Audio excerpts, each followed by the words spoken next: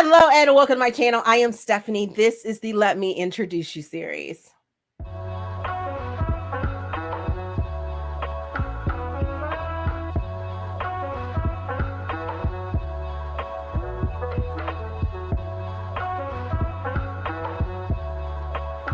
The Let Me Introduce You series is a series where I get to talk to authors, publishers, publishing houses, all kinds of amazing things. I hope you guys enjoyed season 1 of this. And we're going to kick off season 2 at this point, and hopefully you guys will enjoy the future authors that I introduce you guys to. So at this time, with no further ado, let me introduce you to Miss Evelyn Sola. Evelyn, please introduce yourself to us. Good morning. I am Evelyn Sola, and I write contemporary romance novels featuring interracial couples. Usually, always a Black woman, and so far it's been a white man, but who knows? Maybe I'll change that up, but it's always going to be a Black woman. Awesome. So when did you realize that you wanted to be an author? You know, I get asked that a lot, and it's funny because I never aspired to write books. I always just loved reading books, and I never thought that I could write. But what happened was, after the first 50 Shades of Grey movie came out, I went back and I reread all the books, and then I discovered fan fiction. I had never known about it, and I spent like 2 years just reading 50 Shades of Grey fan fiction.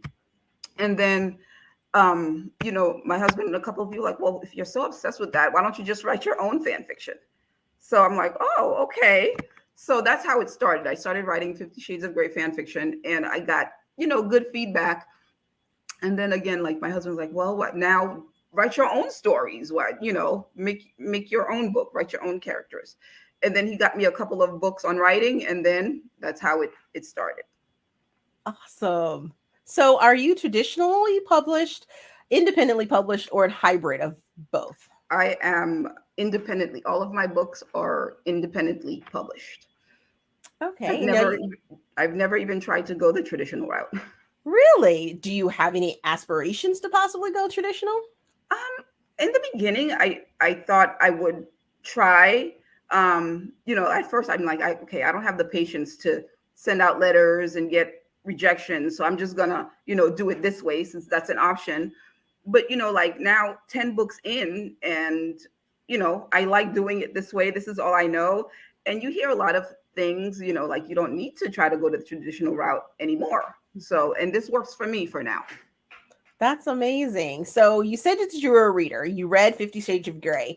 What other sort of books or genres are you into? Do you just stick with romance, or do you read a lot of other things? No, I mean, I read a lot, mostly romance, but I read a lot. So it's ironically enough, I didn't like reading as a kid. And then I read Are You There, God? It's Me, Margaret. I think that's the first book I remember reading that opened the door. Wow. And then I read, a bunch of, kid books, Beverly Cleary, Judy Blume. And then I discovered Harlequin romances because my older cousins had them. Okay.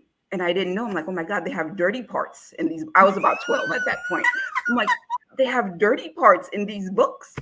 So I took one of their books, and God, I was such a jerk. I mean, I remember I went to school and I was showing my friends the dirty parts.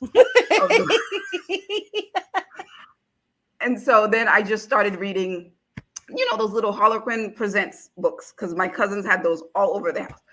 And then I discovered Regency romance and historical romance. And I stayed with that for years, just historical romance novels.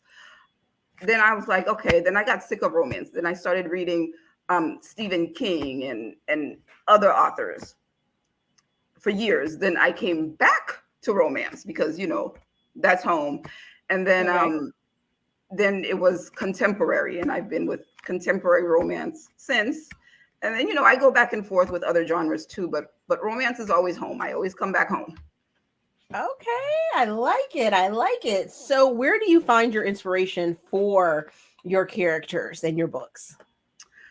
So, like when I wrote my very first book, Crave, I set the book. I'm from the Boston area, so even though I live in Chicago now, but I set the book there, places that are familiar to me. Okay. And then I wrote the main female character is a Haitian woman, which I am. So that was like, Okay.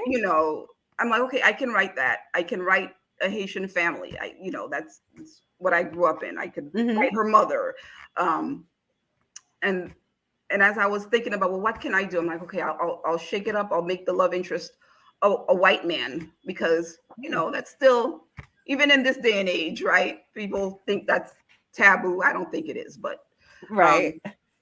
So, and I just think, well, what can and I don't write suspense, and I don't write dark romance, and I don't write kidnappings and stuff like that. So I'm like, well, what can I do to keep pages turning? So I just write, there's a lot of families involved in my books. And like, you could do a whole bunch of things, because, families are complicated. Even the good ones are complicated, and you can always, change that up in a variety of ways. So like, one of the themes of my books is that there's always a focus on families for both main characters. Sometimes the families are great, sometimes not so much. So, and I think people can relate to that, because we all have families, you know. Yes, I do. I read the Take, I'm reading the Take series, and I enjoy the fact that a lot of the characters are very, very driven by their family dynamics and their family experiences and things like that. So I appreciate that realism that you have placed into it. And you can definitely see that it's inspired. So that's why I was really interested about what inspired you to base your characters. So are you a pantser or a plotter? Oh God, pantser. Total 100%. Like, my plotting is, I'm gonna write this trope. Okay. And these are the names of my main characters. And then I think, okay, are they gonna have siblings? Are they not gonna have, that's my idea of plotting. But usually once I think of the trope, then I just start writing, and then I see what happens. I see what the characters do, what they say. Sometimes I go back and change things, but some people will plot out every chapter. I can't do that. Okay. So I'm going to give you four choices. Pick one of them and give me a reason why. Oh. Sweet, salty, spicy, or savory? Ooh, I like it spicy. And do you feel that spicy flows through all of your books? Or I think so. Yeah. I think there's a little bit of everything that you said, but definitely some spice, because I do write. I try to write feisty heroines, also. So and the men do bring on the spice as well. So okay.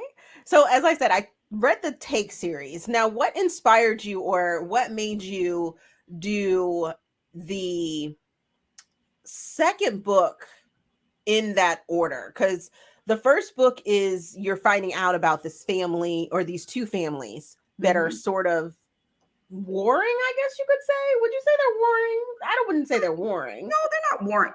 Well, the dad sold the business. The dad is fine. He sold the business. Right. The main character who wanted to inherit and run it, she's warring, but the hero is not. He's like, what the hell is wrong with this woman? That is very true. Yeah, but he loved that about her, and I was here for that. I was so here for that. I loved all that antagonizing the things that he did to her. He was like, I'm gonna bring out the spice. I'm gonna get this feisty female. She got that.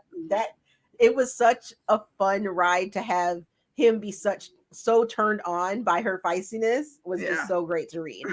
But what made you write the second book about his family dynamic instead of going to the third book, which is about her sort of family connection? Right. Okay. So originally, Takeover was gonna be a lighthearted holiday romance. So that's why wow. when it starts, it's around Thanksgiving. Okay. And then about 20,000 words in, I reread what I wrote, and I'm like, oh my God, I have heavy themes. Like the mom left the family. His Right. ex-wife is, Bonkers. yeah. And I'm like, that's not a nice, lighthearted holiday romance, Okay. So I shelved it, and I wrote another, and then I wrote a holiday romance, and then another book. And then I came back to it. And actually, the second book, Takedown, is those main characters were originally introduced in this book, which is the Okay. second book I ever wrote, part of the Clark series. The heroine is sister to the hero in Cherish. Okay. And I knew I wanted to write that story. So when I was halfway through Takeover, I just had an epiphany. I'm like, oh my God, I can connect these by making Adam, the hero in Takedown, related to Ethan. Okay. So then I went back and I had just had to make sure that I didn't write we didn't know much about Adam at all. We didn't know anything about him. So I'm like, oh, perfect.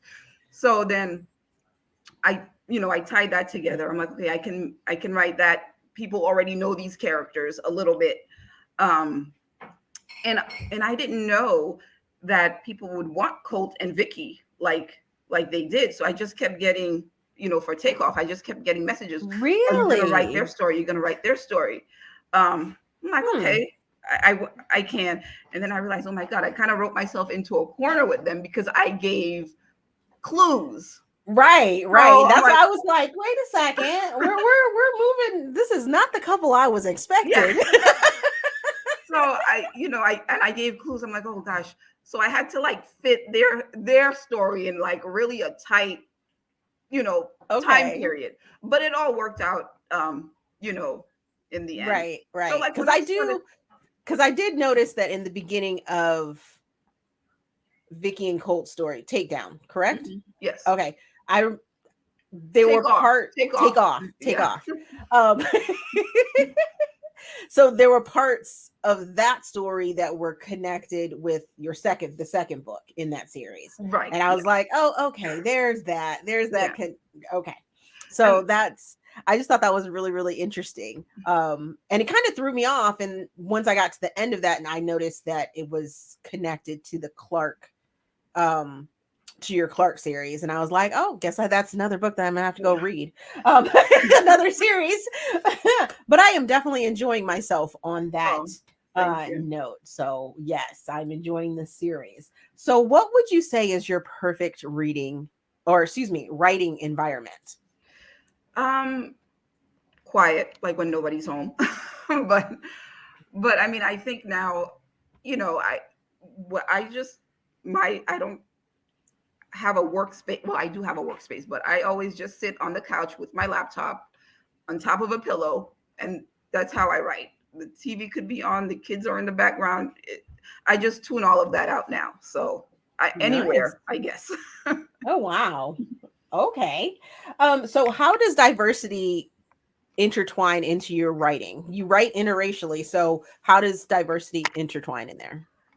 I mean, I think I'm just trying to write in kind of like the world that we live in. And for a long time, I mean, I've been reading romance for a long time, and we didn't have really hardly any diversity in romance. And now that's changing. And I'm like, well, I'm a Black woman, so I'm going to write Black women. I'm going to portray, Black women in a positive light, positive way. I try to write all smart, upwardly mobile, educated. So, that's what I'm trying to portray in my books. And do you employ or use sensitivity writers in your writing at all? I have betas, and then, but no, I don't. I don't use a specific, sensitivity reader. I don't think, I write about anything that I haven't, experienced as a Black person living in America. That a lot of these are my experiences too, in some ways. We put a little bit of ourselves in the books. And as for, the non-Black characters, I don't think I portray anybody in a negative. I mean, there are bad characters in my books. I write, horrible characters who are white. I write who are Black as well, not because of their color, just because they're just horrible people. Right. So I try to do that, and I do try to be sensitive about those things. So when I do use my betas, I will ask, well, what about this part? Do you think that's too far? Do you think, that's too much? Do I need to change anything? And sometimes they come back yes, and then I'll change it, because my goal is not to offend anyone or upset anyone. I just want to entertain. Right. Okay. So do you believe in trigger warnings in your books? And do you have that warning page in any of your books? I don't, because I don't write the dark romance. My books, sometimes they have serious themes, but I try to write with humor, and I like to think they have a light tone sometimes. So there's never, anything like sexual assault or, anything like that. Like if I ever do write that, yes, then I will definitely, put a trigger warning there. So for me personally, as a reader, I don't need trigger warnings. I know when I'm picking up a genre, sort of like what to expect. Okay. If I'm picking up a Stephen King book, I know what to expect. He is a whole trigger warning. So that he is. if I'm picking up a dark romance, that's a whole trigger warning. It's a dark romance. I don't need it, but I recognize that other people do. So I try to be sensitive of that. Okay. So I'm going to ask you sort of a hard question. Just a little hard question. Not really that hard. I would make you choose one of your babies. If you could make one of them into something mainstream, what would it be? Would it be a movie, a TV show, or a limited series? And then I'm going to make you choose which one. Oh my God. Okay, well, the first part is easy. I would a limited series, because I write long books and I have a lot of characters and I have a lot of stuff going on. So I don't think an hour and a half movie or 2 hours, they would have to cut a lot of stuff out. And I like it, so definitely that. Geez, which one? So it's between the Clark series and the Take series. So maybe the Take series right now. I'm guessing. And picking one of those books, oh gosh, who would you fan cast for your main female and your main male characters? Oh my gosh, I don't even know. That's a hard one. I don't even know, only because I don't follow who's the hot celebrity right now. I'm stuck in 20 years ago. So hey, that's okay. That is okay. I don't even know. Geez, for the main. God, who's even hot right now? God. Okay, I'll come back to that one. Okay. So, do you plan to? So, how many of your books are in audiobook? Is it just one, or no? Is there a handful? I have the Clark series. They're all in audio. Okay. And then I have the book Broken. That's in audio. That's a standalone. That's a second chance romance. And then my holiday romance, Unwrapped, is on audio. Takeover is currently the only book in the Take series that's on audio, but the other two are coming early next year. Okay. And do you find that it's harder to get your books in audio, or is it just an expense thing and you're just working towards it? How do you feel about audiobooks? I mean, personally, I like to read, so I don't listen to audiobooks myself. I mean, I've listened to a couple, but it's not something that I run to. But I mean, there's a need for it. People love it. And I want to have it if that's what you're into, because I want you to have access to my books. And Tantor, the audio, they did the Clark series, and they're doing the Take series as well. So, and they're really easy to work with. It's just a matter of the scheduling, because that takes months and months and months. Because the narrators, they have projects already lined up. So right. by the time you find someone that you think the voice is a good fit, then you have to wait for their schedule for them to be available to record the books. So okay, so do you have, working with Tantor, do you have the ability to say or kind of give a list or who you would prefer to have as your narrators? Yes, if it's someone they've worked with, yes. And if it's not someone that they have on their roster, then they'll send me a few people, and then I can choose from that. So they're very accommodating. Oh, that's awesome. It's good that you're part of the process. Yeah. It really kind of gives your vision life. It's not leaving it to someone else's sort of thoughts and feelings on your work. So right. No, that. Absolutely. I love that. So we got to go back to this fan cast thing. Okay. So I guess. So which book would it be? Would you? Okay. So I would have to. So, okay. So if we're going to do a limited series, it'll have to be Takeover, because that's the beginning. That's where it starts. Right. All right. So, I mean, I guess one of the Hemsworth brothers, because the tall, what Chris? Also known as Thor? Chris. Thor. I mean, they have to dye his hair dark, dark. I don't know, He's done it before, so yes. So, I mean, I think he would make a good Ethan. Now, as far as a good Tara, geez, like I said, I don't even. I'm trying to think of who I would make as a Tara. Yeah, I don't even. Like I said, I don't even know like who these young 20-something celebrities are. When you were writing her, did you have like a face of a celebrity or anything like that? No, I don't have that. I just had, she's brown skinned, and how I describe her, she's small, a little on the short side. She's very fashionable. She likes her, designer, things. So I don't know, like a younger Kerry Washington. I don't know. Okay. Would she have to be younger though? Because I mean, your character isn't necessarily in her 20s. She's about 30s, correct? She's 28. Okay. She's 28. So. Okay. And Carrie's 50. So. Yeah. Huh. That is very interesting. Or maybe the Halle Berry. Oh, Haley Bailey. Okay. The one that they missed. Yeah, her. I think that's still in Little Mermaid?